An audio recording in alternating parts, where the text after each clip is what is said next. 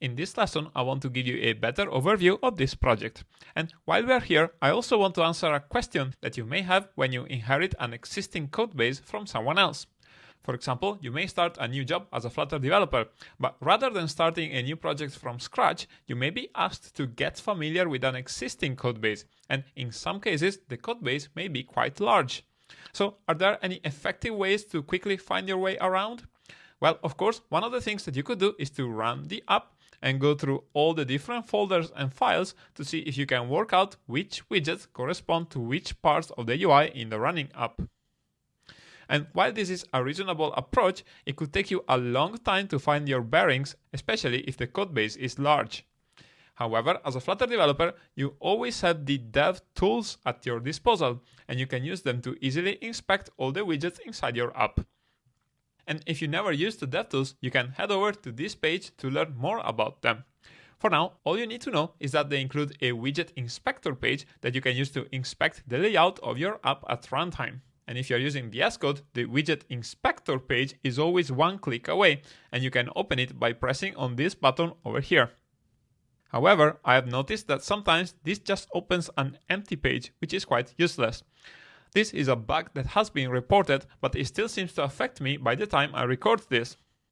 So if you are also experiencing this issue, you can close this page, and instead you can open the command palette, and then you can select Dart Open DevTools.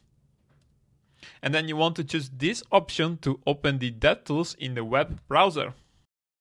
And what this will do is to open a Chrome window that you can use to inspect your widgets. And once this is open, you can click on this button over here to toggle the widget selection mode.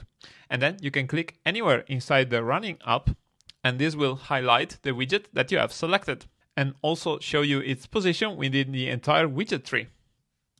Not only that, but it will also update your editor and take you to the exact place in the source code where this widget is defined. For example, here I could select the price of the first product. And as you can see, this takes us to this text widget. And we can see that this belongs to this product card that represents this entire portion of the UI. And from here, we can click on any other widgets inside the widget tree, and the corresponding selection will be updated on the running app as well as the editor. And if we hover over any widget, we can inspect all its properties, which is something that can be quite handy. And one thing that I find really useful about this widget inspector is that if we go all the way to the top, we can find which is the widget that represents the entire page. For example, here we find the products list screen as a direct child of the material app widget. And if we click on it, we can see that the entire page is now selected.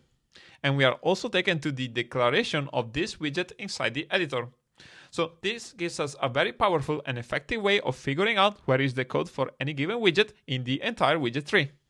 So before we go any further, I recommend that you stop the video here and spend some time using the widget inspector and see if you can work out which parts of the UI correspond to which widget classes in the code.